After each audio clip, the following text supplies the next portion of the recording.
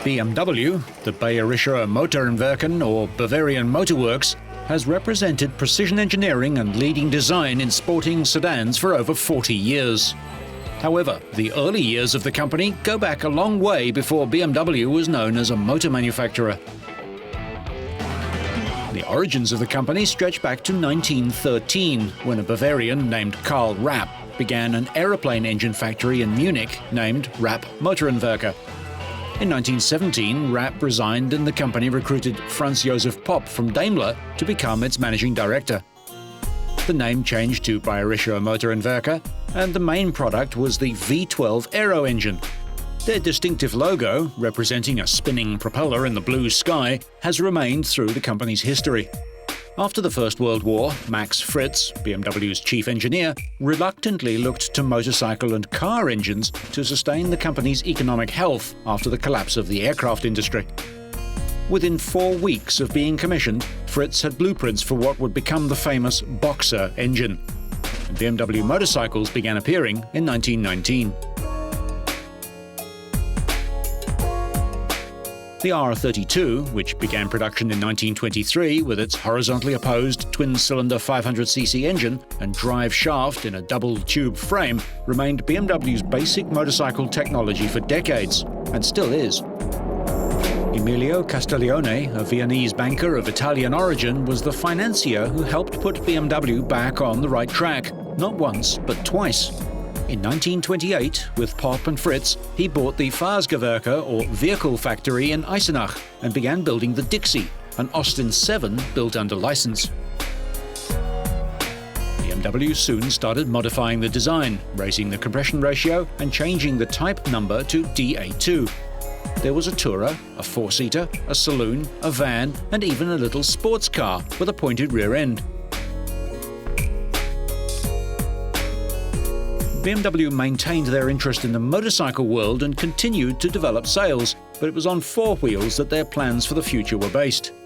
In the early stages, even Mercedes agents were handling the cars, since there wasn't any direct competition from within the little BMW.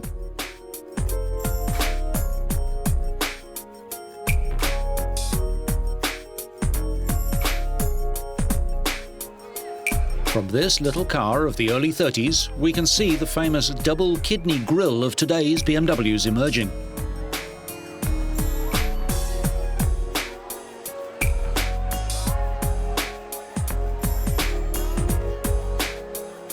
These 315 BMWs in America are some of the earliest cars seen outside Germany, originally imported into England in left-hand drive form.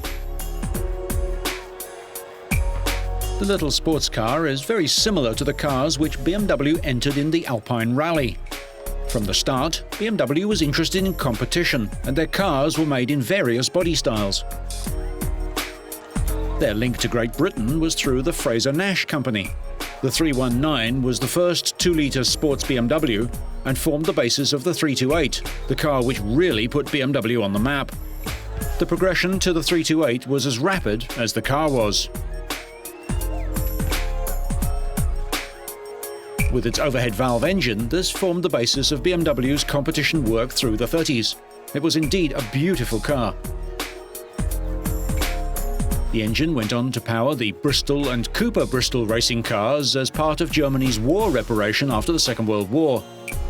Motorcycle ace Ernst Henner had made a name for himself on BMW's two-wheeled machines. He also made the debut of the 328 at the Eifelrennen in 1936 at the Nürburgring and took an easy victory.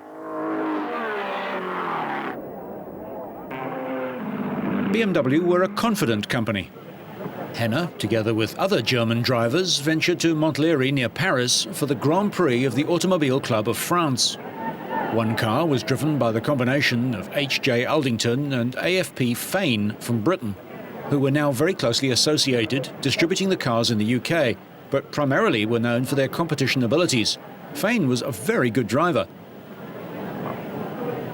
459 328s were built in total, and about 150 of them survive today.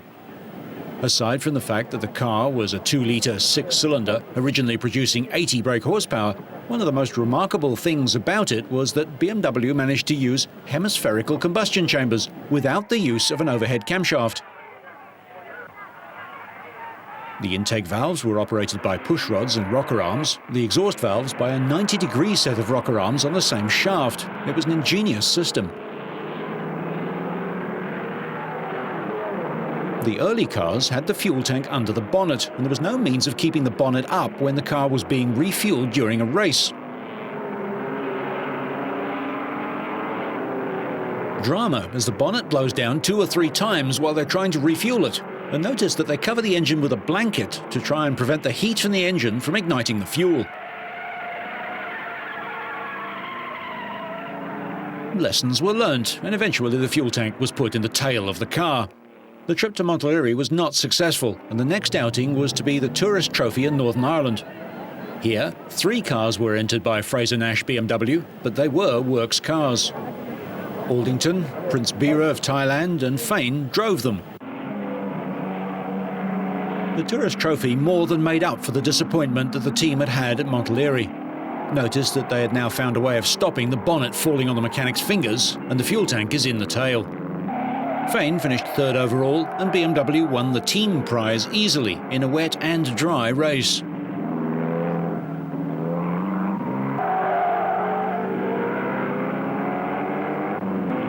It was a remarkable performance of reliability and speed from the German car, and the impressive Fane caught the eye of BMW. Afterwards, they entered him in a number of races as a works driver. Fane is seen here at the Eifelrennen and the Nürburgring in 1937 in car number 39. He was able to repeat the success of Ernst Henner, the former motorcyclist who won the race in 1936.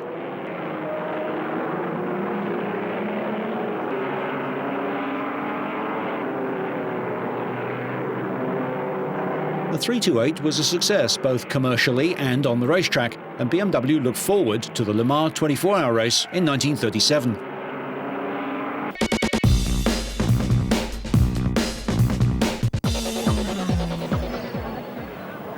Le Mans, 1937. Fane was to share a works car with Aldington.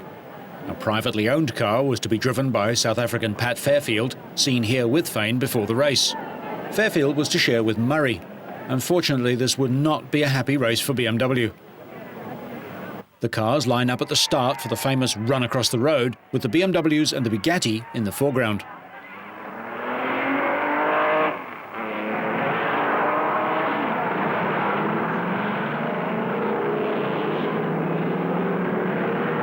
Early in the race, there was an accident at Whitehouse. Involved were Ross's BMW, Fane's BMW 328, some Della Hayes and a Riley, 5 cars in all.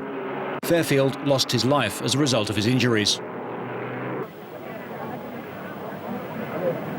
Eventually, the Fane and Aldington car retired, a sad end to a promising race. Donington Park and the 1937 Tourist Trophy. 4 BMW 328s were entered by the factory through Fraser-Nash BMW. They were driven by Aldington, Fane, Hector Dobbs and Prince Bira. In the early stages, Dobbs's car broke its rear axle. Bira, however, was extremely quick. BMW hadn't expected to take outright victory, giving away 1.5 litres to the 3.5-litre Talbots. A Morgan goes off the narrow track, and the Talbot of Comotti went on to win, with Bira in 3rd place.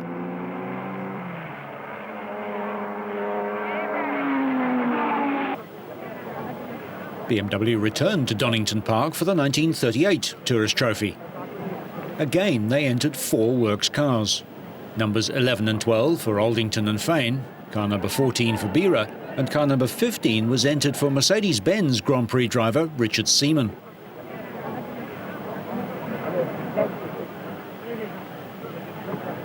This was Aldington's own car, upgraded to works specification for British races. The BMW was now developing 100 horsepower. The maximum speed was over 160 kilometers an hour, compared to the 150 of the standard car. This increase in power was offset by an increase in weight.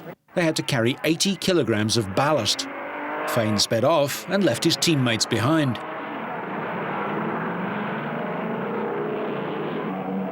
He got up as high as 3rd place.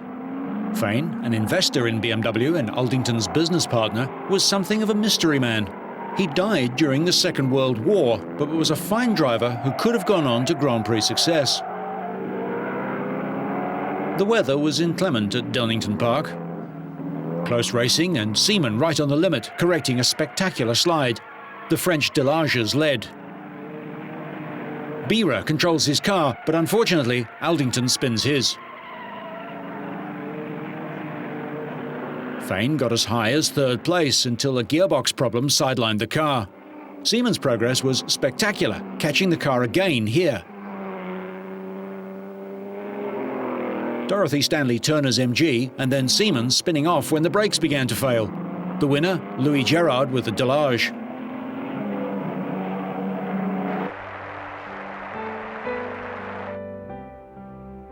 In 1940, BMW built 3 cars for the Mille Miglia, run over a closed circuit.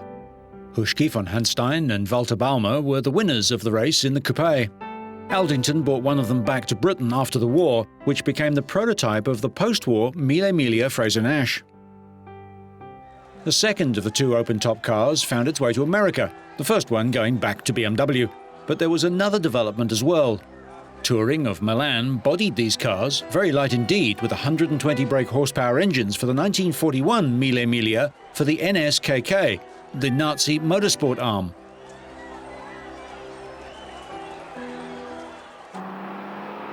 Here is the original Mille Miglia car, which has found its way back to BMW via British journalist Michael Bowler.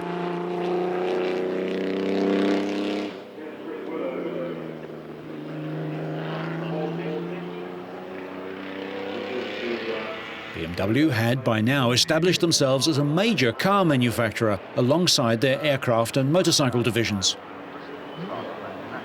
These cars were the final development of the 328 by BMW. Further development was to take place after the war by Bristol in England. By 1941, BMW stopped making cars and concentrated on their aero efforts. The 335 with its 6-cylinder 3-litre engine was the victim of this policy. By the end of the war, the BMW works were either in the Russian zone of Germany or virtually destroyed. The Eisenach facility now produced Russian twin-cylinder motorcycles using pre-war BMW designs, marked with a red and white logo. In the dark days after the end of the war in 1945, BMW managed to stay in business doing repair work on Allied military vehicles and making bicycles, kitchen and garden equipment. BMW had debts of nearly 200 million marks when George Shaw Meyer persuaded them to go back into motorcycle manufacture. They introduced a new, inexpensive motorcycle to the German market in 1948, a 250 single, literally half a 500. With no interference from Munich, former BMW engineers Ernest Loof founded Veritas and Alex von Falkenhausen AFM, both in the BMW tradition. BMW fought back, first with a little lightweight motorcycle-engined car, the 600cc 513. It was only a design study, but it was the key to the cars which were to help BMW find its way back after the war. Molds for remanufacturing the 2-litre block were only available through their spares facility, but it was this engine that powered the original 501 to be followed by a new V8.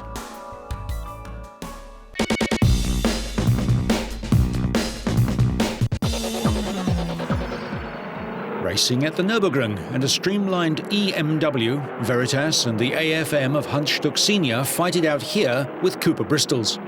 The same engine, developed now to give so much more power that it was fighting it out with Maseratis for Formula 2 and Formula 1 honours in the 1950s. Meanwhile, the East Germans were marketing pre-war cars as BMWs, but Munich soon put a stop to that. Aldington had brought out the designs of the pre-war cars to share with Bristol, but when they fell out, Bristol went on alone, still producing the same 2-litre engine. The BMW-based Bristol engine was a mainstay of British racing during Formula 2 and Formula 1 of 1953 and 54. In the Cooper and ERA chassis, they fought alongside the Altair engine. The BMW was more durable. Mike Hawthorne used his Mark I Cooper Bristol as a springboard to Grand Prix racing. Even the ERA company, famous before the war for victories at the Nürburgring and Voiturette races, had adopted the Bristol engine to power their new G-Type. The chassis of this car was eventually turned into the Bristol sports racing car, which went on to win its class 3 years running at Le Mans. The 1952 British Grand Prix. Mike Hawthorn went on to finish third in this race and cemented the opportunity to go off and race with Ferrari the following year. The G-Type ERA no longer survives, and there is only one of the Bristol 450s.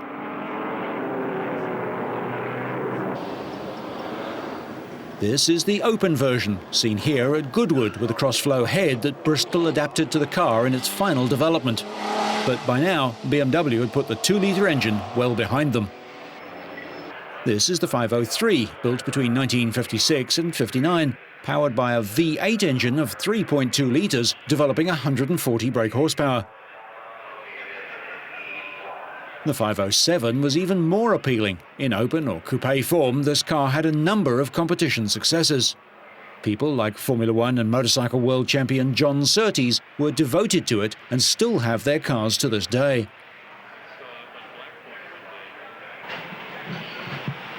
At the other end of the scale was the little BMW Isetta.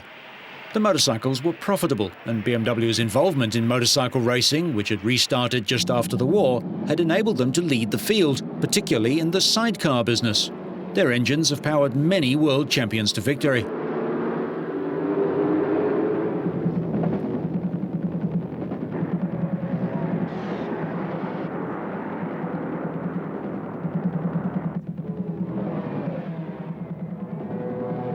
On the car side, BMW's thinking was to go to the top of the market with their V8 engine, while remaining active at the cheaper end with the little Isetta and also the 700 Coupe. But there was nothing in the middle, and this was a problem for BMW. Financially, they were still in trouble, unable to tool up for a new model, even though they'd made a prototype. The little Isetta was originally a 247cc, and eventually the engine was enlarged to almost 300cc, and it gave a maximum speed of 100 km an hour. Although it was an immensely popular little car, particularly at the time of the oil supply crisis in 1956, the 700 proved to be even more so. In this car, BMW had the beginnings of their trailing arm rear suspension. Originally, the 700 Coupe gave a modest power output. However, the sport version gained some 40 brake horsepower. This little car was especially popular in competition. A maximum speed of 135 km an hour in standard form saw this car pave the way for BMW's competition comeback.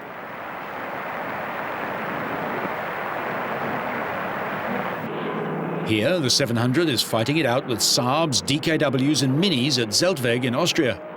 By now, the 3-cylinder DKW 2-stroke and the similarly powered Saab were challenging water-cooled engines. Other manufacturers, such as BMC, were relying on the 4-cylinder water-cooled engines that had proved universally popular.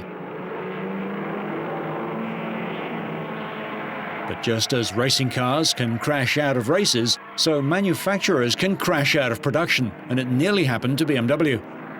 The Isetta and the 700 couldn't support them any more than the V8, the first to be built in Germany, could support them at the top of the scale. What they desperately needed was finance and to stop producing models that weren't selling. The solution was a recapitalization of the company by devaluing the existing stock by some 25% and selling the new stock to a privileged few.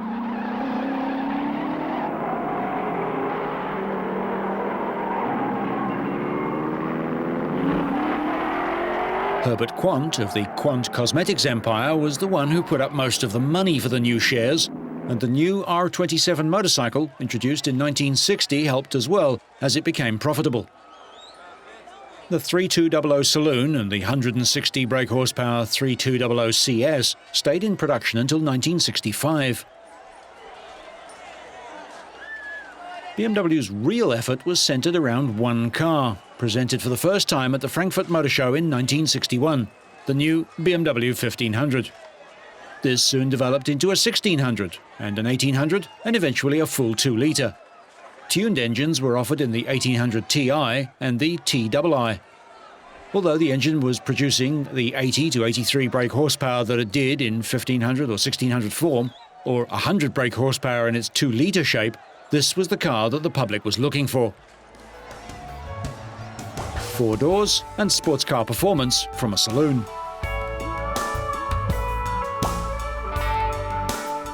The T-Lux version, for example, was capable of 200 kilometers an hour, and soon the car was in competition.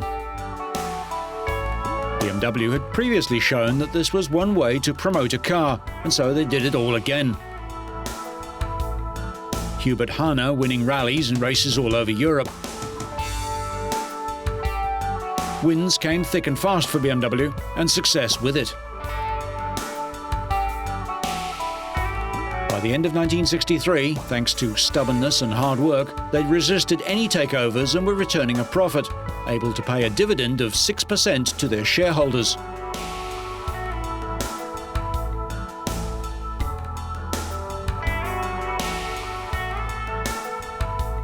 On the next Autofiles, BMW's success grows internationally as their racing program expands.